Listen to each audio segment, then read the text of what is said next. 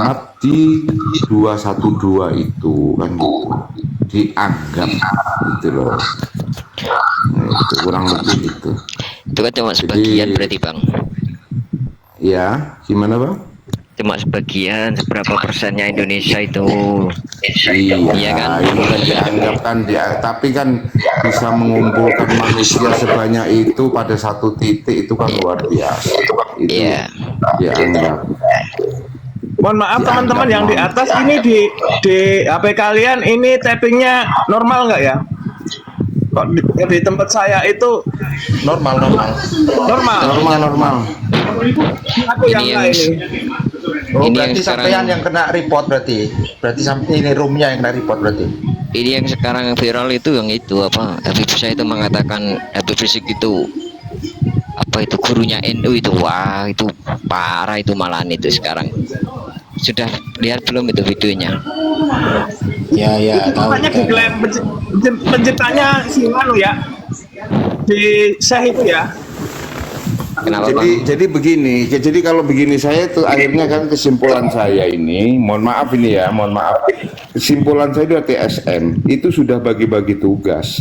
Rizik sendiri tugasnya, Faisal Asgab tugasnya sendiri, terus Pak Lutfi tugasnya sendiri, terus bagian yang khurafat itu tugasnya sendiri, Muhdor tugasnya sendiri untuk kalangan grassroots. Jadi mereka itu poinnya ingin menguasai Indonesia dengan kehabibannya gitu loh. Izin Bang Aden bertanya Bang Aden. Nah kalau si Rifki sama si Ali Jindan ini tugasnya bagian apem. Apem itu apem. Oh iya itu bagian grassroots Pak, itu yang bagian grassroots yang menceritakan hurufat yang Jindan itu kan, yang ngaku-ngaku apa namanya, katanya bendera itu yang anunin Habib dan segala macam, kan kita kan mau diruntuhkan dari sana. Seperti begini, Faisal Asegaf upahnya apem kali ya. Ya upahnya apem. Iya mungkin. Seperti Faisal Segaf itu kan menuduh Gus Baha itu tidak punya akhlak bla bla bla bla lah. Itu kan mau meruntuhkan marwahnya Gus Baha sebagai ahli tafsir, fikih tafsir kan. Itu. Iya. Nah, itu menghina itu Bang berarti Bang, sudah jadi, Bang. supaya apa? Supaya diketahui oleh kaum, oh ternyata Gus Baha itu begitu, nggak punya akhlak bla bla bla kan gitu. Artinya apa? Runtuh marwah Gus Baha kan gitu nih. Tujuannya ke sana supaya apa? Supaya NU itu bisa dimasukin lagi gitu, kurang lebih seperti itu. Menurut saya. Iya. Seperti tugas-tugasnya Rizik. Tugas-tugasnya Rizik Syihab. Apa sih tugasnya Rizik Syihab ini? Dia segala dengan apa namanya, mengumpulkan umat sebanyak-banyaknya dengan alasan apa namanya, alasan persatuan umat, persatuan umat Islam dan lain sebagainya. Orientasinya itu adalah politik berbungkus agama. Coba yang di bawah tolong klik ya 10 detik aja ya. Gak bisa kebaca tapping. Host, harusnya panjenengan tutup open cam. Nggak boleh terlalu lama tutup open cam. Oh mungkin Dinda Nanang hostnya ini sinyalnya kurang bagus. Jangan open cam, jangan ditutup dulu. Kayaknya sinyalnya Dinda Nanang lagi terganggu. Ditutup dulu. Sinyal kurang kuat. Jangan open cam, hostnya jangan open, tutup kamera. Tutup dulu kameranya itu, Mak Sanang. Jangan terlalu lama menunjukkan ketampananmu, gitu loh. Ditutup dulu. Nggak tampan saudaraku. Lebih besarin juga teman-teman ya Allah. Ini ada pertanyaan dari bawah tentang kisah Nabi Muhammad itu. Aku jawab ya, Mas. Itu kisah dari Shopee, Mas. Si Aceh itu lagi ngibulin, kibul-kibulnya untuk cari uang. Monggo dilanjut teman-teman. Saya lanjutin ya. Seperti Rizik Syihab mulai awal kasus dengan Gus Dur. Kasus awal dengan Gus Dur. Semakin kesini lihat alasannya adalah persatuan umat. Padahal apa? Untuk mengumpulkan orang untuk bisa memprovokasi pemerintah supaya umat Islam itu melawan pemerintah. Coba dilihat aja. Gitu. Yang terakhir kali dia itu menuntut Presiden Jokowi untuk bayar apa itu, tuntut 5.000 triliun berapa itu kurang lebih itu kan, 5.400 sekian triliun. Apa maksudnya kan? Itu Lihat, duit semua. itu terus 5.000 triliun itu. Ya 5.000 triliun itu duit semua atau campur tutut? Itu biasa campur dan lain-lain. Nah, terus sekarang kalau yang untuk yang dicalonkan yang di meskipun itu tidak ada prestasinya Anies Baswedan, kan saya melihat ini kok seperti ini sudah terstruktur banget gitu loh. Itu masing-masing punya tugas sendiri. Bukan memfitnah lah, silahkan dicek di kita tracking lah Google itu. YouTube itu ada semua bang videonya. Ada iya, saya lihat itu semua. Saya tahu. Berarti kan bukan fitnah, memang sengaja. Jadi begini ya. Oke, jadi begini Bang Aden dan semuanya, saya kebetulan orang yang duduk sebagai sosial kontrol dan kontrol sosial. Kalau kontrol sosial saya media, baik online, cetak maupun TV. Kalau sosial kontrol adalah lembaga, sebagai lembaga yang mengawasi kinerja pemerintah, apapun kalangannya, TNI, Polri gitu kan, disesuaikan dengan amanah undang-undang yang diemban oleh kita sebagai lembaga. Nah, ketika Habib Rizik melakukan itu, jujur saya merasa suka, senang. Ya, sebatas itu sebagai kontrol yang mengawasi agar ada keseimbangan, pemerintah menjadi perhatian dan menjadi kehati-hatian. Nah, namun ini yang harus dipahami, ketika kita memobilisasi massa untuk demo, untuk menyuarakan pendapat karena itu diatur oleh undang-undang, ketika itu sudah tidak digubris, maka langkah selanjutnya adalah melakukan pelaporan secara hukum kalau datanya valid. Nah, sementara yang saya ikuti nih, apakah ada Habib yang pernah melaporkan ke Kejati, ke KPK? Ini belum ada. Tindakan korupsi yang mereka bawa digembor-gemborkan menyerang pemerintah, ujung-ujungnya embulet. Ujung-ujungnya ya Habib Lutfi menjadi Watimpres. Jadi tidak ada itu mengkerucut kepada hukum, kemudian ada pejabat yang korup, oknum pejabat korup ini bisa diperkarakan secara hukum. Ini belum ada yang saya lihat. Saya mantau terus kok urusan itu karena memang bidang saya. Kalau begitu Habib Rizik yang dikatakan imam besar kalah dong sama saya, seorang Ricky. Saya sendiri juga udah ke KPK melaporkan sesuatu. Masa Habib sekelas Habib Rizik kalau datanya memang valid tidak mau ke KPK melaporkan? Ini menjadi perhitungan saya, menjadi perhatian saya, kok pengennya itu pengen rame, pengen gaduh, tapi endingnya nggak dilakukan. Kita kan menunggu di Bang, endingnya aduh mudah-mudahan oknum pejabatnya itu dilaporkan secara hukum biar kena. Tapi nggak ada itu, nggak terbukti. Ya silahkan. Ada tamu ya, kita sambut dulu ya tamu kita ya. Ya, silakan kalau Bang Luak. Ya. Monggo kalau mau bernarasi. Ini aja, Bang Nanang. Nggih. Monggo lanjut, Mas Riki.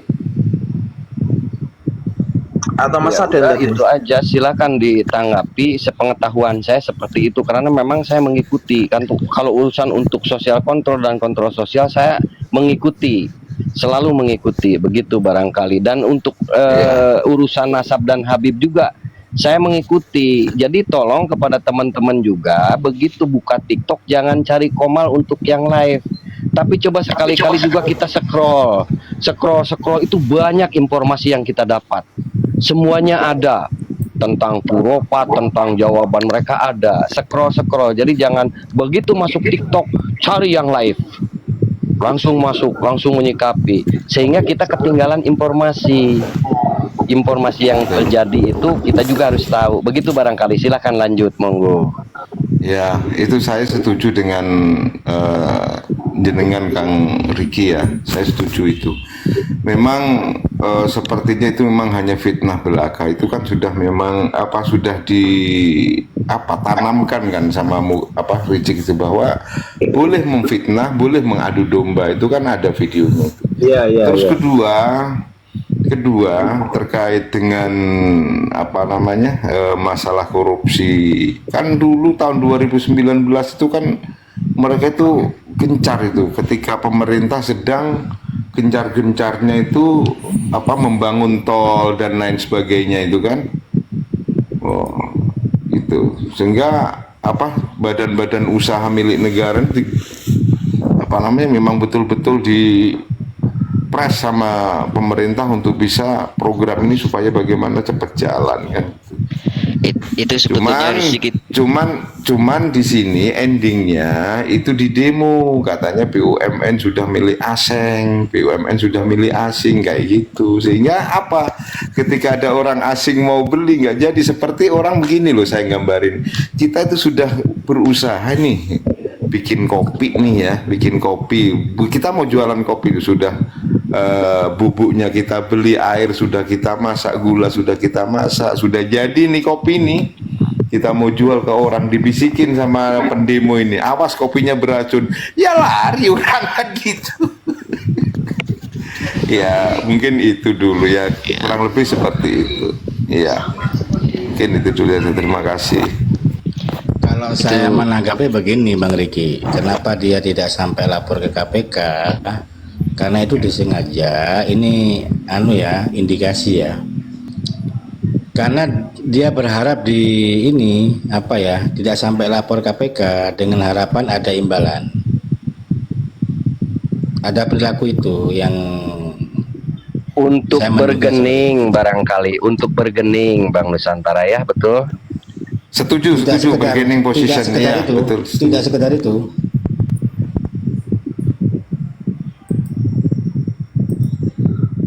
Makanya kan apakah seperti itu cucu Nabi? Cucu Nabi yang mana? Jengkel sih. Ini speak up-nya Kang Aden Bagus sebagai mantan alumni Muhyiddin Akut HRS, begitu ya?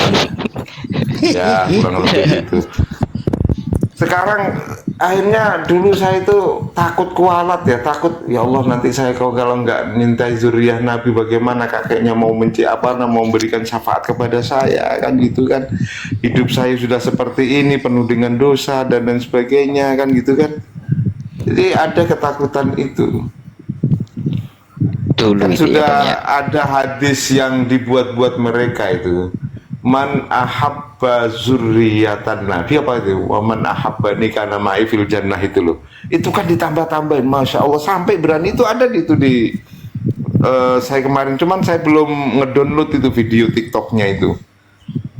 Jadi siapa yang mencintai zuriyahnya Nabi, maka Nabi akan mencintai dia. Ketika Nabi sudah mencintai dia, maka dia yang mencintai itu karena ma'i, bersama kanjeng Nabi nanti di surga.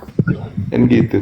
Itu kan kalau orang dikasih legit yang katanya hadis buatan seperti itu, hadis nggak karu-karuan seperti itu kepada kaum grassroots, kan luar biasa itu tanggapan mereka. Paling takut itu kan, karena memang mereka paling takut nggak dapat syafaatnya kanjeng Nabi kan. Itu bahaya. Endingnya apa? Mereka dawir ya. Itu katanya Tengku Kori minta apam juga ya kan, dikasih. Gitu. Tapi itu bisa dibantahkan gini Bang, kalau kanjeng Nabi itu kan sangat mencintai umatnya, jadi tidak mungkin lah sebetulnya kan bisa dibantah seperti itu. Iya Bang, iya itu kan? bagi yang bisa membantah. Iya. Tapi kalau yang nggak bisa membantah, saya itu dulu nggak bisa membantah loh omongannya, karena memang takut, rasa ketakutan yang luar, karena udah terdoktrin Bang. Iya. Tapi makanya kan mungkin kalau memang ada muhibbin di bawah yang mendengar, bukalah hati kalian, pikiran kalian untuk belajar. Kita nggak usah belajar kitab nasab seperti Tengku Kori lah.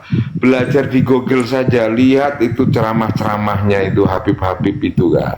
Itu saja sudah.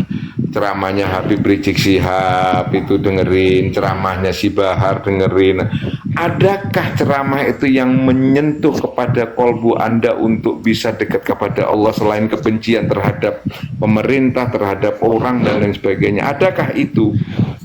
Kalau itu tidak ada, kalau ketika kamu mendengarkan ceramah itu tidak ada rasa mahabbah kepada Allah, rasa menambahkan takwa kepada Allah, tinggalkan. Tanyakan kepada hati kalian semua. Enggak usah ngomong orang banyak sudah. Tanyakan pada hati diri aja. Pada diri sendiri. Makanya kan saya ngomong, hasibu anfusakum qabla an tuhasabu. Silakan hisab dulu. Adakah, tanyakan sama hatinya itu, kolbu kalian semua itu yang para muhibbin. Kalau enggak ada ya sudah, ngapain dipertahankan kan gitu. Itu menurut saya itu. Kalau selama tidak bisa membuka akal dan pikiran kalian untuk bisa terbuka terhadap nasihat-nasihat yang dari luar, sampai bungkuk sampai kiamat kau akan tetap jadi muhibbin, tetap akan diakal-akali sama para habib-habib. Aku mau tanya sama Bang Aden ya, ada nggak jebolan dari muhibbin itu jadi ulama besar atau ahli tafsir atau ahli Quran, itu ada nggak? Saya kira siapa Bang yang mereka ngajar-ngaji. Saya ini demi Allah ya, kemarin itu saya di Banyuwangi waktu waktu sholat Idul Fitri, adik saya itu ngundang Habib. Abang tahu baca surat Al-Kafirun bulet nggak nyampe. Akhirnya apa? Saking bulet nggak nyampe itu baca Qul huwallahu ahad. Saya bilang, ya Allah, saya bilang dapat aja jubah itu gede banget, itu imamah luar biasa. Akhirnya mau nggak mau ya tetap nyangoni orang kita manggil. Lah ini cerita ini betul ini. Nah, hal-hal yang semacam itu, jadi kalau misalkan ada yang bertanya, adakah yang menjadi ahli tafsir? Tidak ada. Malahan itu kan saya kalau kita mendengarkan ceramahnya Kiai Marzuki Mustamar waktu beliau di Ploso itu kan jelas banget. Apa sih karangan Mbak Alawi itu? Ya kan, hanya kita tidak ada 1%-nya yang kita pelajari di pesantren itu, Bang. Gitu loh. Mungkin itu dari saya. Terima kasih. Ini ada muhibbin, monggo muhibbin kalau mau naik, ini ampun ada Sayyid Qori dan teman-teman, monggo, nggak kita bully. Bang Iqbal itu loh, Bang Iqbal Bang. Naik aja nggak apa-apa, Iqbal. Iya, silakan Bang naik. Iya, itu komennya untuk Bang Aden itu, Bang Iqbal.